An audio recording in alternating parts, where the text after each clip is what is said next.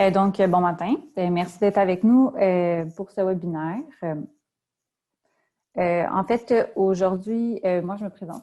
Je suis Sabrina. Je vais être la modératrice de ce webinaire. Je suis accompagnée de Guillaume, un de nos spécialistes réseau chez Fibre Noire.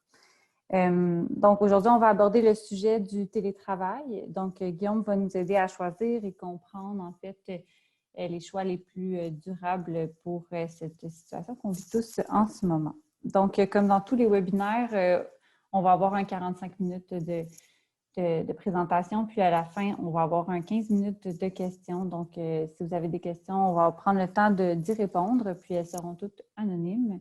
On aura également un petit sondage pour savoir, vos préférences pour les webinaires et pour qu'on puisse s'améliorer. Guillaume, je te laisserai la parole. Tu pourrais commencer le webinaire. Merci, Sabrina. Bonjour à tous. Effectivement, le sujet du télétravail, évidemment, est très pertinent aujourd'hui. On a déjà abordé le sujet où c'est discuté dans plusieurs entreprises parce qu'on a été forcé un peu d'adopter cette méthode de travail-là assez rapidement.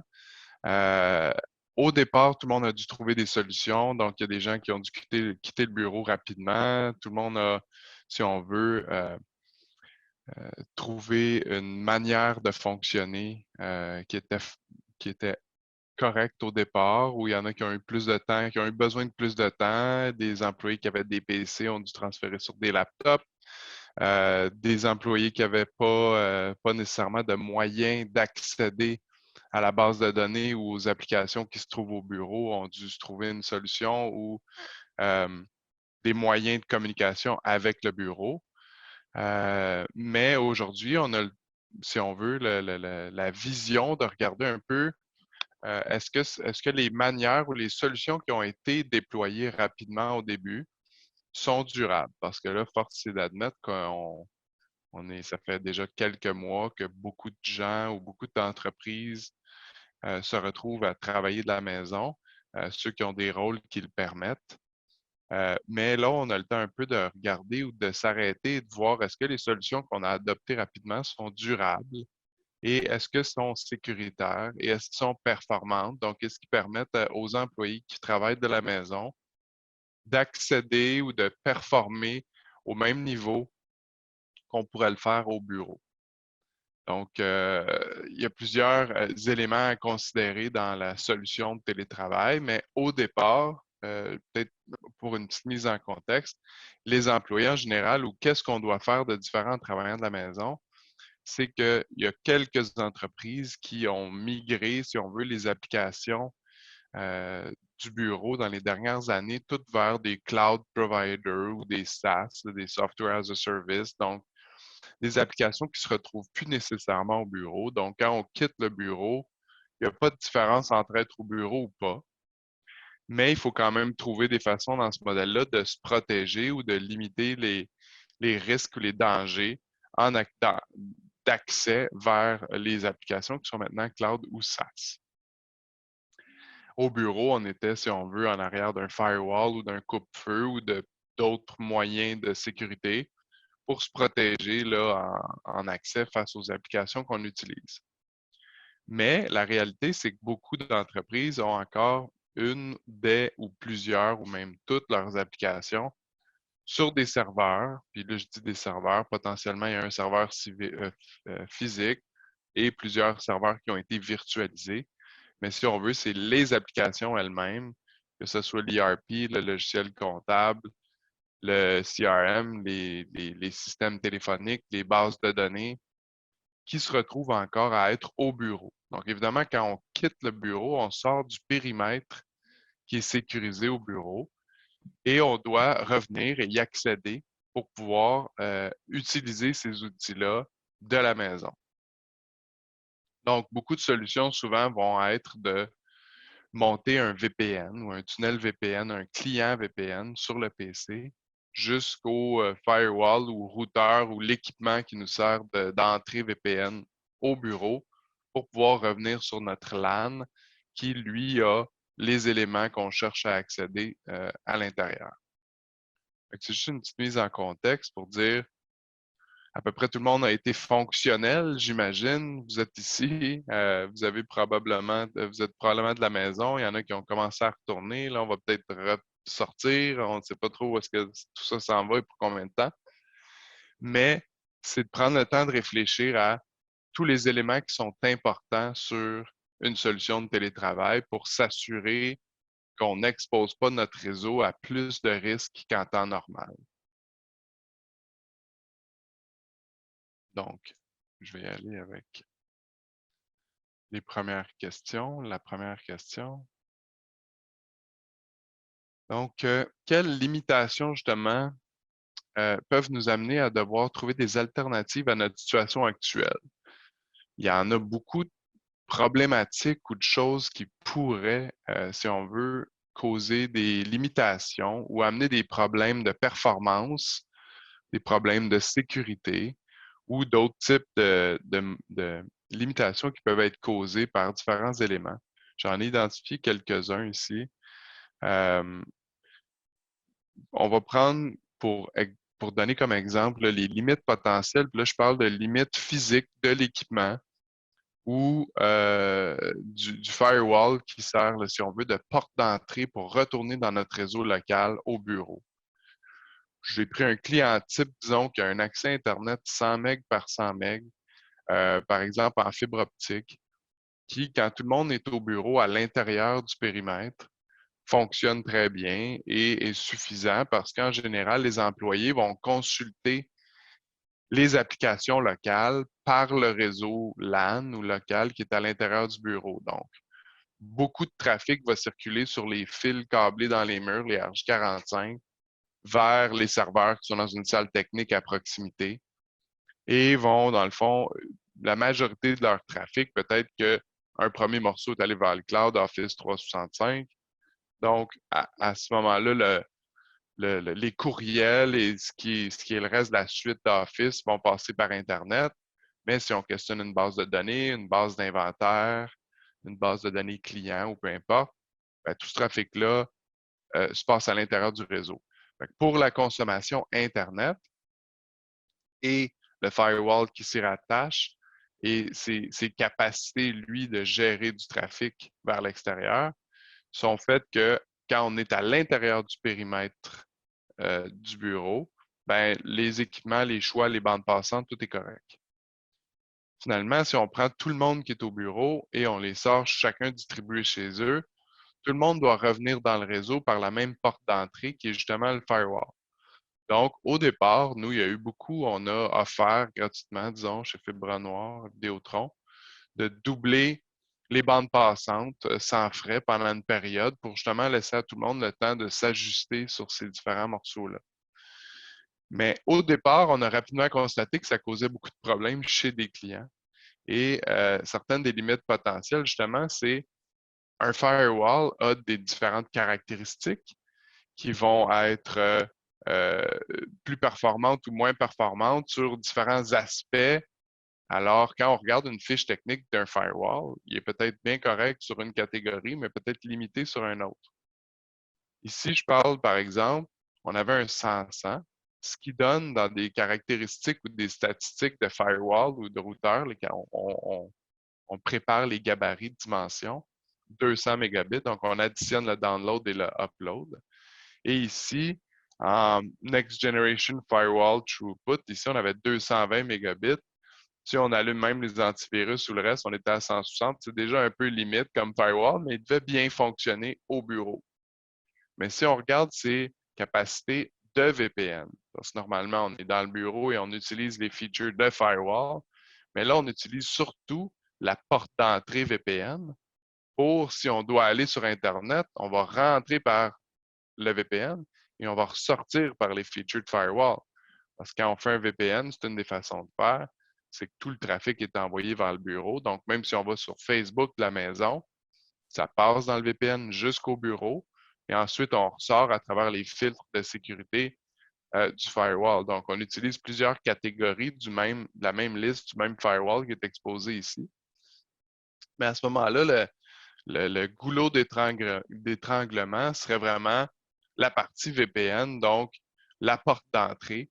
même si on double à 200, ça fait 400. Il est capable de prendre 90. En ce moment, même sur 100, la bande passante est trop élevée ou le firewall n'est pas capable d'atteindre la pleine performance du lien télécom qui est branché dessus.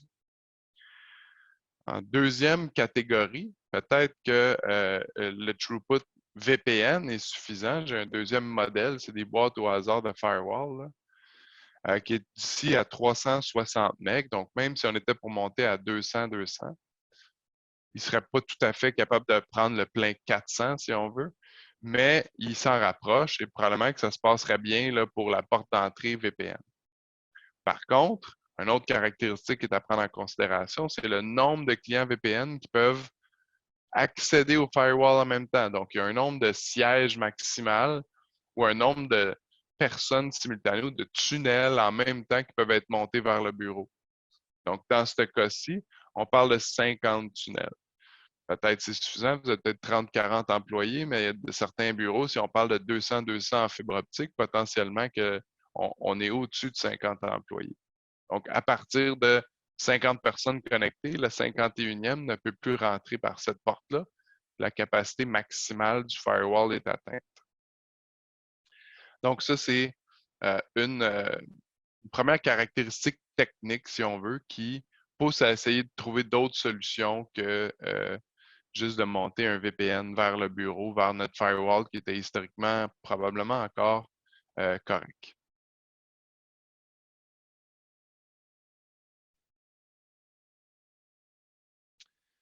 Deuxième point, justement, c'est relié à la sécurité. Donc, la question, quels éléments de sécurité sont à considérer pour les télétravailleurs?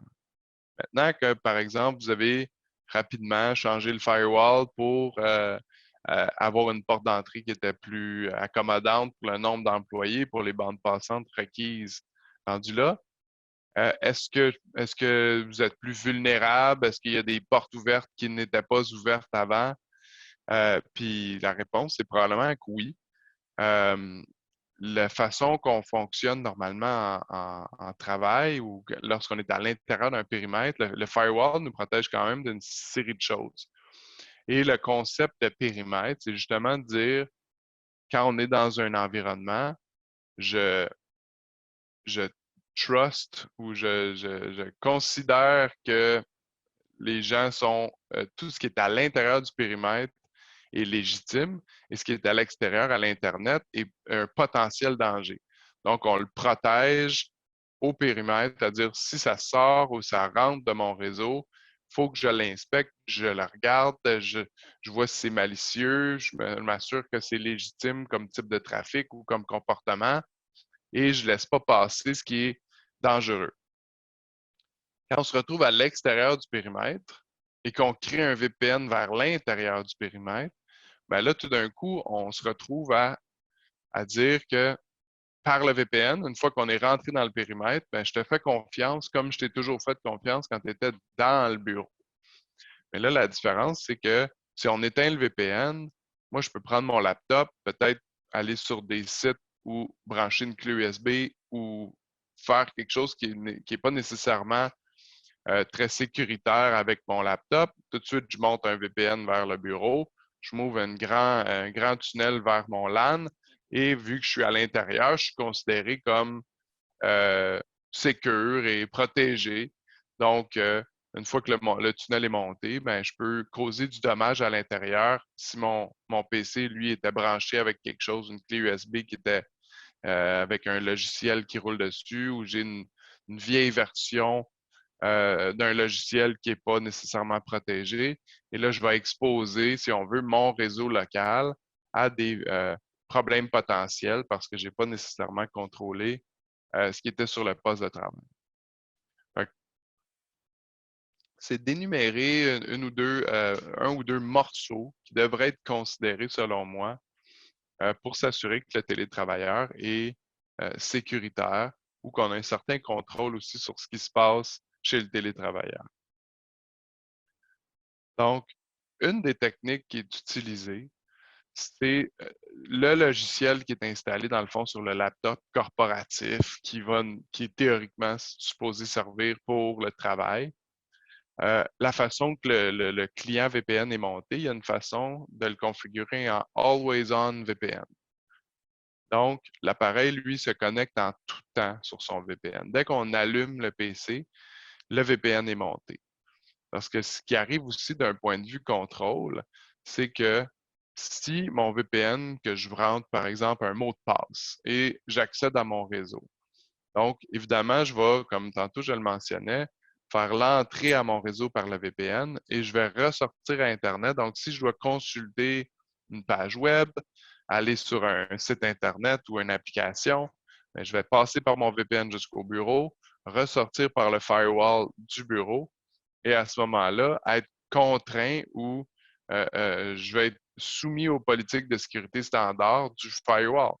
Donc, si par exemple, les sites d'armement ou de violence ne sont pas tolérés au bureau, ben, j'aurai les mêmes restrictions que si j'étais assis au bureau parce que quand je passe au bureau, je repasse par le firewall avec ces politiques là-bas. Si je déconnecte mon VPN, ben, je peux aller sur des sites qui ne sont pas nécessairement tolérés dans le cadre du travail, mais qui sont surtout dangereux, qui ont peut-être des liens. Je peux cliquer sur des mauvaises choses dans mes courriels, brancher une clé USB. Et là, il n'y a plus aucune protection pendant ce temps-là. Et là, 10 minutes plus tard, je vais monter mon VPN vers le bureau et exposer mon laptop qui est potentiellement maintenant affecté au réseau local qui lui dit: Ah, tu fais partie de mon réseau local, donc je n'ai pas besoin de t'inspecter ou de te sécuriser. Tu es une personne de confiance, tu es dans le réseau. Fait que c'est là où est-ce qu'un Always On VPN permet de un peu plus contrôler euh, ce qui est accédé sur le laptop et aussi d'uniformiser les droits d'accès, dans le fond, qui sont normalement obligatoires au bureau. L'identification synchronisée des usagers. Je parle de créer un lien direct avec une base de données centrale, c'est-à-dire probablement un Active Directory. Donc, une base de données où est-ce que, évidemment, un Active Directory, en bref, là, c'est une base de données où est-ce que vous avez vos usagers, leur mot de passe et théoriquement un rôle potentiellement qu'ils jouent dans l'entreprise. Peut-être le département dans lequel ils travaillent ou certaines choses et potentiellement que vous avez été à dire que chaque rôle a des droits et libertés qui sont différents, similaires ou tous les mêmes, peu importe. Mais le concept est de dire que sur le VPN, c'est de confirmer l'identité de la personne qui connecte son VPN. Parce que des fois, il y a juste un mot de passe global. Tout le monde se connecte à son VPN avec la même entrée, la même porte d'entrée. Donc, il y a un VPN qui pourrait être monté d'un peu n'importe qui, n'importe où, puis on n'en serait pas nécessairement conscient. Et là, on vient d'exposer, si on veut, notre réseau à quelqu'un qui a réussi à rentrer de façon assez facile. Le tunnel lui-même, un tunnel IPsec, c'est très sécure encore aujourd'hui, il n'y a pas de problème avec ça. Maintenant, c'est de savoir qui est à l'autre bout du tunnel sécure. C'est de savoir tout le temps l'identité de l'utilisateur. Puis la simplicité de tout ça, c'est souvent lié le mécanisme de connexion au VPN, donc comment on établit le VPN, de le lier à une base de données qui est à jour, qui est contrôlée aussi et qui est organique là, à travers les employés. Donc, on sait qui fait quoi, qui est logué, qui n'est pas logué. Donc, vraiment de contrôler l'identité de l'utilisateur. C'est quelque chose qui semble de base, mais qui est très important. Donc, souvent, c'est pratique de l'intégrer à la base de données. Vous avez un employé qui quitte, vous pouvez aller dans votre Active Directory en désactivant les courriels ou son accès à n'importe quoi, bien, son VPN aussi n'est plus accessible. Après avoir rentré un username, password ou un mot de passe et un nom d'utilisateur et qu'on est identifié, une autre bonne pratique, c'est vraiment ce qu'on appelle le 2FA ou le Two-Factor Authentication. Donc, le premier facteur d'authentification, c'est justement d'identifier l'utilisateur avec un nom d'usager, un mot de passe. Maintenant, c'est quelque chose qui, quand même, peut être connu, qui peut être coulé, qui peut être piraté ou volé comme information. Fait que souvent, en sécurité, on dit on veut avoir deux informations, on veut avoir quelque chose que tu sais et quelque chose que tu possèdes. Donc, quelque chose que tu sais, c'est le mot de passe, le nom d'usager, et on fait ça. Donc, c'est une première information. Maintenant, pour confirmer que c'est bien cette personne-là qui est en train d'utiliser le nom d'utilisateur et le mot de passe, on envoie une demande de validation par un deuxième mécanisme. Un des mécanismes, là, c'est historiquement, j'en avais sur mon porte-clés, beaucoup de gens ont travaillé avec ça, c'est les clés RSA. Donc, il y avait un code éphémère là, qui se génère avec du temps, peut-être aux quelques secondes, là, aux quelques 20 secondes, 30 secondes. Le code se régénère.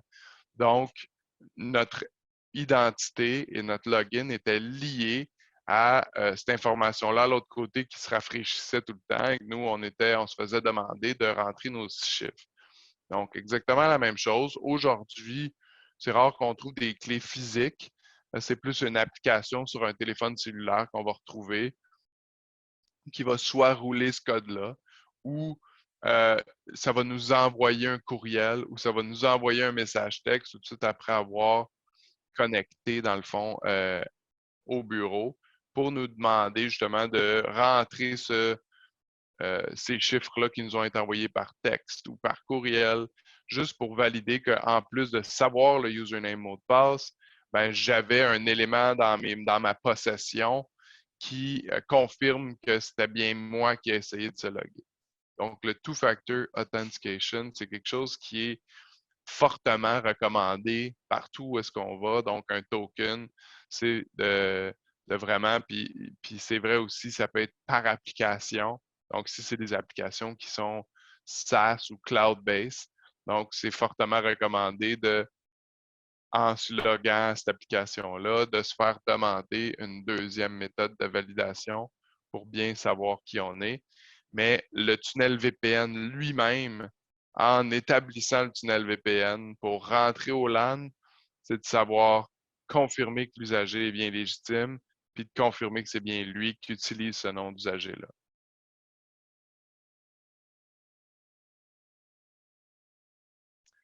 Une autre manière de se protéger, c'est, on parlait tantôt du Always On VPN, quand le VPN n'est pas monté, dans le fond, on n'a pas beaucoup de contrôle. Mais évidemment, l'autre façon de faire, c'est premièrement un antivirus.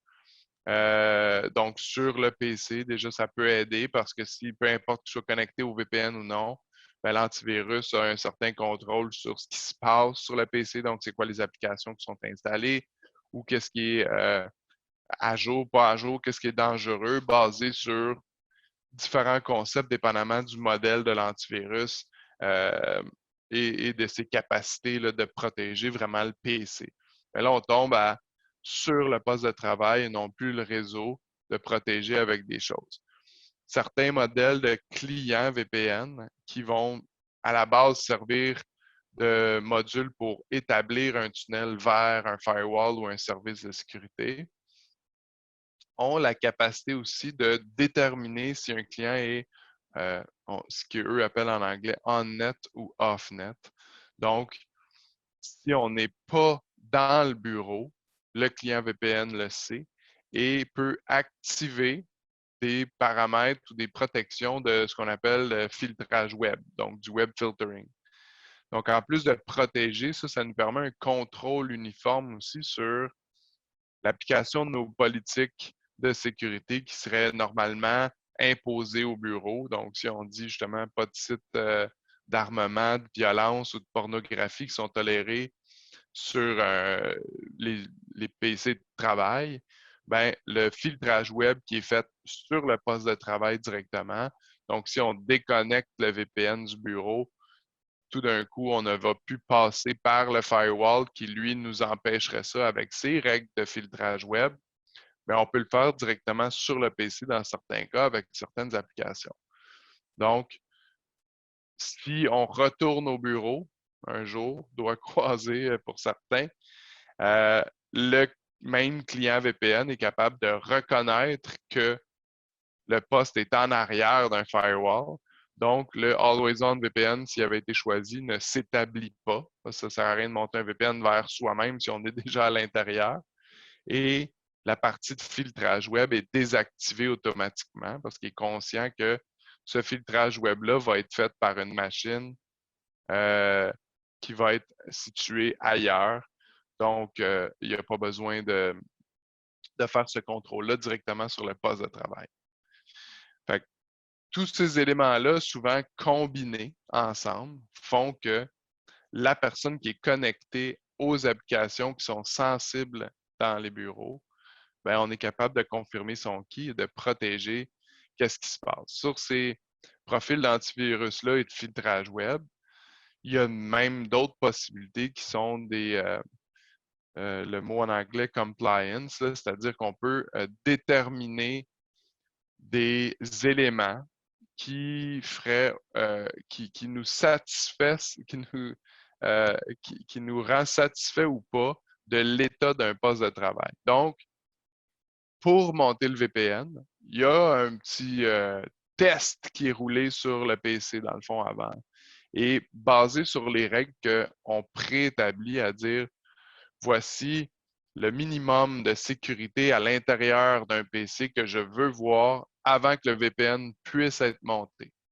Donc, si un PC qui a le bon mot de passe, qui a le bon cellulaire pour le two-factor, qui va recevoir le bon code, mais qui a un serveur ou quelque chose de Windows 7 pas patché qui roule sur le poste de travail, qui est directement une menace de sécurité très facile. Si on lui ouvre la porte avec le VPN et que lui a le PC lui-même une faille majeure de sécurité sur son PC, bien, on ne veut même pas qu'il établisse le VPN. Donc, basé sur une liste d'arguments ou de compliance qu'on peut prédéterminer, on accepte ou pas l'usager. Évidemment, ça, c'est très, très sécure. Ça peut devenir opérationnellement plus compliqué. Puis, parce qu'évidemment, si une personne, le matin, veut travailler, n'est pas capable d'établir son tunnel VPN, bien, ça fait un appel au support qui va questionner pourquoi son VPN n'est pas monté. Et là, la façon de rétablir la situation, bien, c'est de passer sur le poste de travail, trouver les éléments qui n'ont pas convenu à ce test de légitimité-là et ben, rectifier la situation. On a enlevé le Windows 7 ou un logiciel Wireshark anciennement installé qui n'est pas à la bonne version ou des choses comme ça. Fait que c'est un peu plus lourd opérationnellement de s'assurer que tout ça est en ordre. Évidemment, comme un peu tout en sécurité, il y a souvent une question, un équilibre entre c'est quoi la meilleure sécurité puis qu'est-ce que je peux m'assurer de supporter efficacement. Puis souvent, ce qui finit par arriver, malheureusement, c'est que ben, dans des cas où est-ce que une personne ne pourrait pas rentrer à cause des compliance, on a deux choix, aller corriger ce qu'il y a sur le poste ou alléger les compliance de l'autre côté pour que le VPN passe selon les critères qu'on a établis. Donc, idéalement, on garde ça au plus sécuritaire possible. La troisième question, c'est plus dans le fond, justement, à quoi ressemble une topologie type qui serait à la fois durable et sécuritaire. C'est basé sur une offre de fibre noire. Ce n'est pas nécessairement le but, mais c'est parce que je trouve que ça illustre bien tous les composantes, puis souvent, tous ces morceaux-là, d'un point de vue théorique, sont un petit peu durs à visualiser. Donc, je pensais qu'amener une image qui rassemble pas mal tous les éléments qu'on pourrait vouloir pour un télétravailleur pourrait être intéressant ou bénéfique de pouvoir expliquer les morceaux, mais avec un visuel. Donc, tantôt, je parlais de notre télétravailleur. Et ici, le nuage en haut avec les serveurs, c'est le bureau, les bureaux dans un réseau privé MPLS, dans un réseau VPN déjà préétabli ou peu importe. On va assumer que c'est un bureau unique pour l'instant. C'est peut-être plus simple pour l'exemple. Donc, on a le bureau ici. On a les serveurs avec des applications, ERP ou logiciel comptable, feuille de temps, ainsi de suite, qu'on va retrouver sur des VM ou des serveurs virtualisés qui sont dans le bureau. Le télétravailleur, ce que je parlais tantôt, c'est premièrement avoir un PC qui va faire un tunnel VPN à partir d'une connexion Internet locale, que ce soit la connexion de la maison, que ce soit dans un Starbucks ou peu importe, le télétravailleur va établir un tunnel VPN vers un firewall. Chez Fibre Noire, Vidéotron, on a une offre de sécurité nuagique. Dans le fond, c'est qu'on remplace le firewall physique dans le bureau par des firewalls protégés qui seraient directement dans notre backbone, si on veut, dans un cloud, qui vont être le portier ou l'élément central d'un réseau, ou est-ce que ce n'est pas un équipement physique qui est dans le bureau. Donc là, la seule distinction, c'est que potentiellement, si c'est votre firewall, mais il se trouve directement à la porte de votre réseau LAN. Là, la différence, c'est que on offre une partie de ces services-là qui sont, si on veut, en mode as a service. Donc, on peut offrir une plateforme nuagique, fait que le tunnel termine là. Donc, le tunnel qui termine ici va frapper en premier un logiciel ou un serveur d'authentification. Ce serveur d'authentification-là, idéalement, il se lie ou il est lié à une base de données interne, l'Active Directory que je parlais tantôt, qui est votre Active Directory. Peut-être c'est celui de Microsoft là, avec Office. Il y en a d'autres, peu importe. Donc, c'est lié avec des liens LDAP qu'on appelle souvent, qui vont être intégrés l'Active Directory d'un client vers un authentificateur qui, lui, va être le portier ou le médiateur entre les gens qui essaient de rentrer puis les bases de données qui sont à jour. Parce que aussi, quand on monte un VPN, on ne veut pas non plus avoir un mot de passe puis un username pour le VPN, puis un username, mot de passe pour les courriels, puis pour d'autres actions. Donc, c'est plus facile si on peut aller piger directement dans une base de données qui reste à jour. Puis c'est pas quelqu'un qui a quitté il y a 6 mois, qui se souvient du mot de passe pour le VPN, qui peut rentrer n'importe quand. Donc, on confirme l'identité et l'actualité de l'information d'une personne. L'authentificateur, lui, une fois que la personne est confirmée, s'il est configuré avec des tokens ou avec une demande justement de deuxième validation, c'est lui qui va renvoyer, avant d'accepter de terminer le tunnel VPN, une demande de validation pour la deuxième étape de validation. Dans ce cas-ci, c'est un cellulaire qui un peu agit comme une clé RSA, donc il va rouler un code éphémère toutes les quelques secondes. Le code va être régénéré à neuf. Donc, c'est l'authentificateur toujours. Donc, on n'est jamais rentré au LAN, on n'est pas encore nulle part, on est toujours à la porte d'entrée en attente que l'utilisateur soit confirmé comme ayant le droit de participer ou de rentrer sur le réseau local. Une fois que l'utilisateur confirme tout ça, ben, à ce moment-là, il y a possibilité d'aller directement à Internet. Et c'est là justement que les filtres qui sont normalement appliqués dans le bureau sont respectés. Donc, nos politiques d'utilisation qui sont imposées au bureau sont maintenant disponibles et imposées à partir de la maison. Donc, évidemment, si YouTube, Netflix et ainsi de suite sont permis ou pas. Et idéalement, justement, le but aussi d'intégrer ça à l'Active Directory, c'est de repérer aussi les titres ou les rôles que vous pouvez attribuer à différents groupes d'utilisateurs. Par exemple, dans votre Active Directory, moi, quand je me log sur Fibre Noire Vidéotron, ben, je suis répertorié comme étant faisant partie de l'équipe d'ingénierie de vente. On a probablement des restrictions et des droits qui sont à même le groupe d'utilisateurs selon ce qu'on a besoin d'accéder. Puis là, autant à l'interne qu'à l'externe, c'est-à-dire qu'à l'externe, est-ce que j'ai le droit d'aller sur YouTube, Netflix, Facebook, ainsi de suite? Peut-être que je me fais restreindre certaines autorisations, mais aussi sur des serveurs internes. Est-ce que j'ai d'affaires à aller jouer dans les serveurs de comptabilité de l'entreprise générale? Pas selon mon rôle. En général, je n'ai pas besoin d'aller là. Mais évidemment, tout ce qui est la partie stockage de dessins techniques et informations techniques d'ingénierie, bien ça, à ce moment-là, j'ai accès à tous les fichiers. Des fois, on va déterminer que à cause d'historique ou d'abus, on enlève les réseaux sociaux à différents groupes plus opérationnels peut-être. mais évidemment, le groupe de marketing qui, eux, pour faire,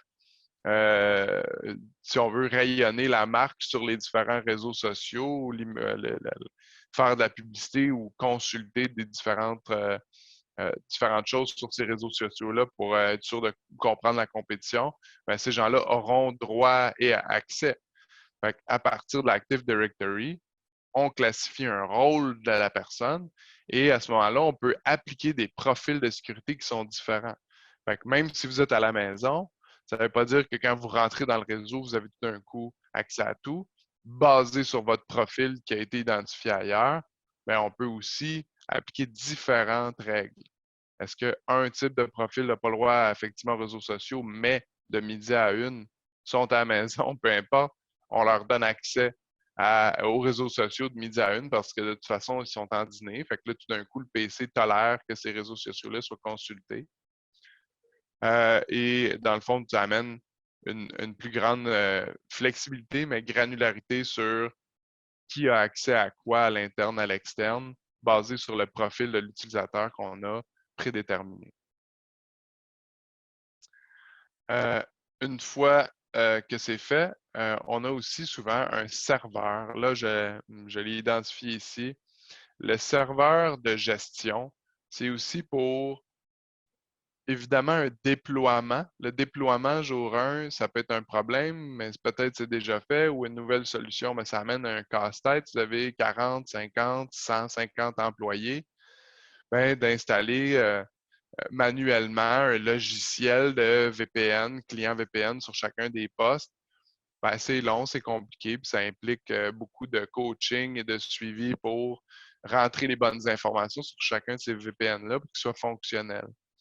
Avoir un serveur de gestion pour ce type d'infrastructure-là, c'est beaucoup plus simple pour, évidemment, le déploiement. Donc, on peut générer des packages MSI qu'on appelle, qui deviennent un lien exécutable .exe, qui, dans le fond, une fois exécuté sur un poste de travail de quelqu'un, ben, ça va évidemment downloader, installer, préparer toute la partie logicielle.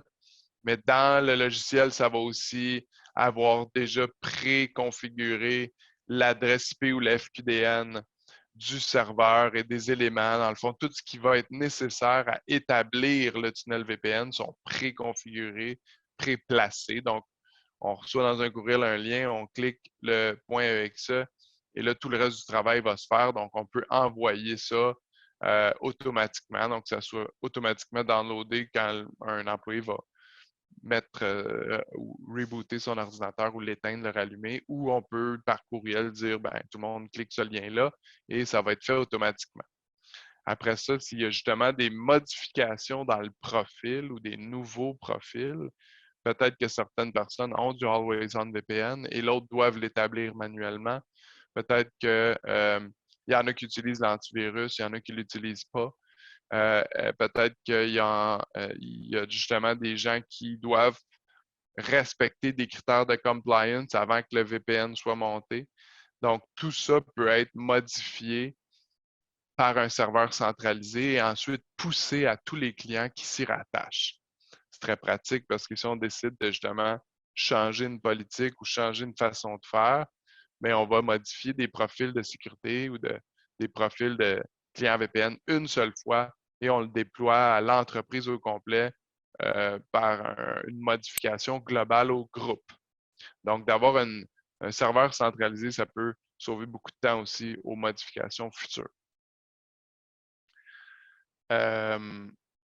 Ensuite, le, le, le, le reste de tout ça, dans le fond, est contrôlé, si on veut, en général, par de la sécurité, puis ce qui amène la possibilité encore de pouvoir faire une migration ou une transition douce, c'est-à-dire que des services qui sont d'un côté déployés sur des serveurs peuvent éventuellement bouger. On avait un gros SAP sur un serveur, il se déplace sur le cloud, donc on passe avec un modèle qui est nuagique. Ben, le même employé à l'intérieur du bureau ou le même télétravailleur, qui soit assis chez lui ou qui soit assis ailleurs, va avoir accès de façon transparente au serveur. Donc, c'est beaucoup plus, facile de passer ou de faire une transition ou migrer nos services vers des services cloud sans avoir à trop faire de modifications aux travailleurs directement. Donc, ça va être transparent pour eux. Je pense que ça fait pas mal de tour de ce qu'un télétravailleur pourrait avoir besoin là, pour être efficace et sécuritaire en entreprise. J'ai essayé de résumer. Je savais que j'allais parler sur chacune des slides pendant longtemps. Donc, au lieu de m'étirer sur plusieurs questions, j'ai concentré ça sur 3 points pour aussi laisser la chance potentiellement là, d'avoir des questions plus spécifiques à un élément ou à un autre là, qui pourrait avoir été intéressant ou qui reste en suspens de votre côté. Et donc, je pourrais revenir à mon dessin, mais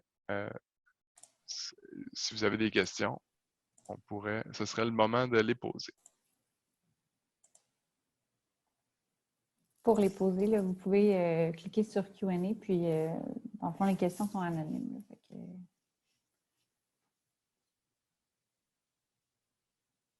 Voilà. Mais en attendant, peut-être que les gens formulent leurs questions. Sachez qu'on va vous envoyer cette présentation, en fait, l'enregistrement du webinaire par courriel. Donc, vous devriez recevoir ça demain ou après-demain. Ah, je pense qu'on a une question. Ouais. Quelle est la technologie VPN utilisée? En fait, je vais revenir à mon dessin quand même pour la base.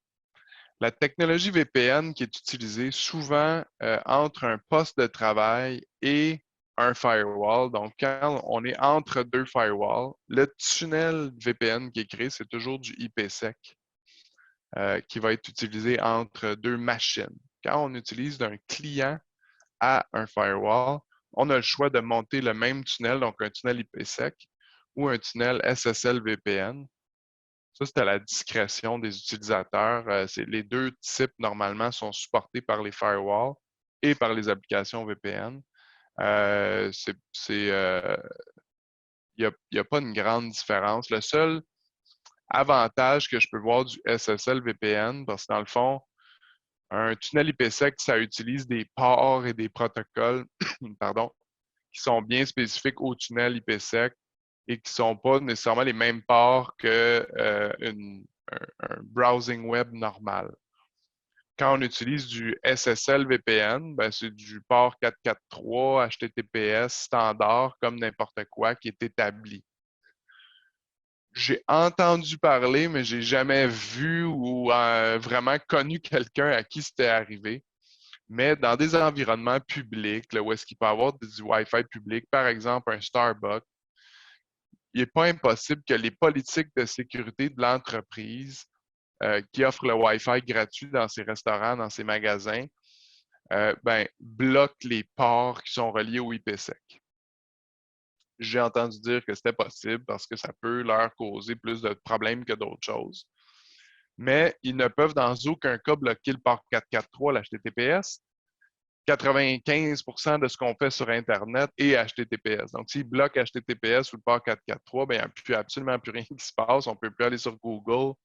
On ne peut pas consulter nos courriels. Donc, ce port-là, il serait évidemment toujours ouvert partout ce qu'on passe. Donc, on peut, par un port plus standard, plus traditionnel, établir notre VPN.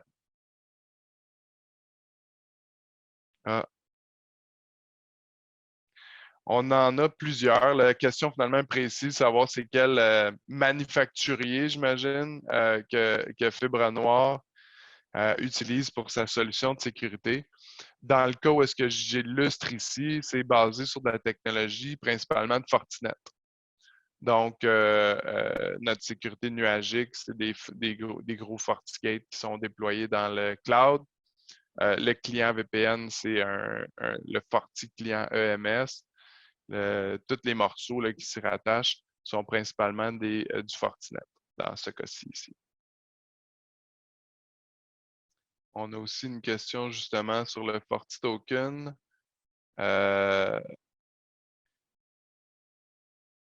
Le FortiToken, le tout est fait de FortiToken, là, qui est le token de Fortinet.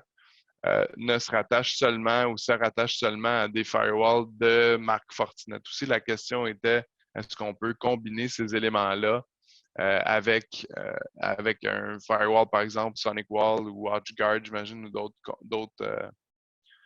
d'autres éléments.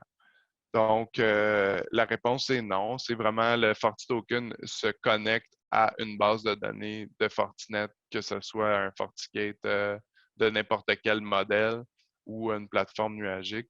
Mais c'est vraiment, ça fait partie de la lignée Forti. Donc, ça s'embrique seulement avec d'autres produits Fortinet. Donc, François, pour vraiment préciser là, la partie Firewall as a Service, qu'elle soit un firewall local quand on déploie des firewalls locales ou on rattache nos clients du bureau ou de la maison à des services de sécurité as a Service. Nos plateformes en ce moment sont de Fortinet. Est-ce qu'on peut utiliser un Google Token ou juste le FortiToken? On peut utiliser d'autres tokens. Donc, à l'inverse de la question de tantôt, il y a d'autres façons de faire du two-factor authentication qui pourraient être acceptées, dans le fond, sur le Fortinet. Donc, évidemment, les Google Tokens ou envoyer un courriel ou éventuellement aussi, je crois, envoyer un message texte. Donc, il y a d'autres façons de faire du 2FA que le FortiToken. La plateforme peut le reconnaître. Dans le fond, l'authentificateur qui va être le morceau qui va recevoir cette authentification-là pourrait être lié même à un serveur Radius ou TACAX de votre choix pour que ça se fasse avec l'authentification que vous êtes habitué de faire, avec les tokens que vous êtes habitué d'utiliser. Donc, la partie de l'authentification qui se lie à l'Active Directory. Il y a d'autres moyens après ça de compenser pour justement tout ce qui est authentification.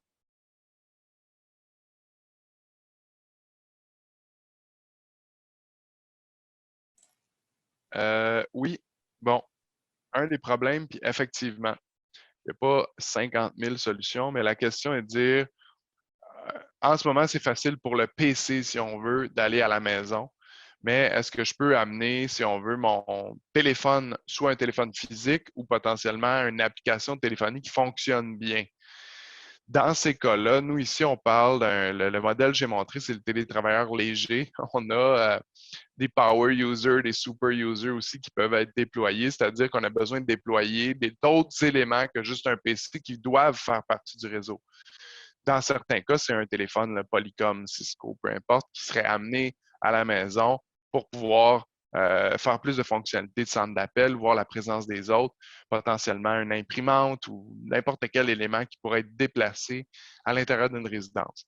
À ce moment-là, on a, dans notre cas, plusieurs solutions. On peut déployer soit une borne Wi-Fi qui va servir dans le fond, évidemment, de distribution Wi-Fi à l'intérieur de la maison pour le réseau corporatif.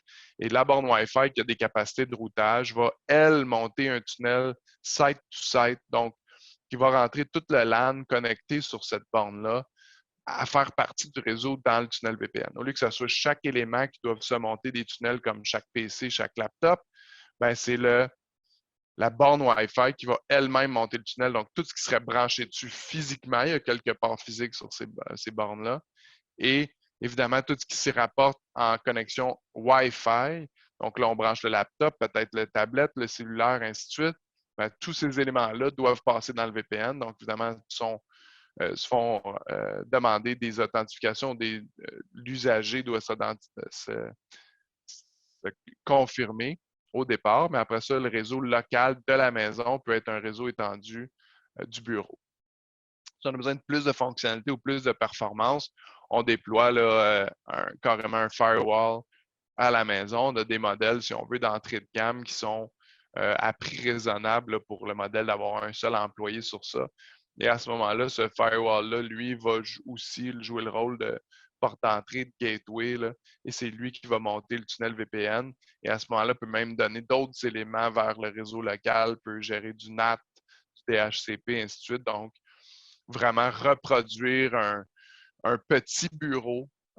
C'est probablement la même manière qu'on ferait, c'est-à-dire un câble coax Vidéotron, j'aime pas le dire, mais disons un bel fibre quelque part branché sur ce firewall-là et peut-être qu'il y a un bureau de 4 employés. Mais là, on fait la même chose qu'on ferait pour ce bureau de 4 employés-là à une résidence privée, c'est-à-dire qu'on a le coax de Vidéotron, on met ce firewall-là et à ce moment-là, on peut amener notre téléphone et d'autres choses. Après ça, si la question, c'est est-ce que ma téléphonie va bien se passer, pardon, ou est-ce que ça va bien performer, est-ce qu'on va bien entendre la voix, là, on tombe peut-être sur plus des discussions SD-WAN, à savoir qu'il y a peut-être plus qu'une connexion à la maison, on amène 2 liens de télécom et là, la boîte va pouvoir balancer le trafic sur les liens, essayer d'utiliser le lien qui est le plus performant à la seconde précise où ce que l'appel se passe, et aussi potentiellement de l'optimisation WAN, donc essayer qu'à travers des liens de télécom moyens, d'utiliser certains mécanismes de compensation pour se rapprocher le plus possible de la fiabilité d'une fibre optique ou ce qu'on pourrait dire de la QoS, donc la qualité de service sur un lien.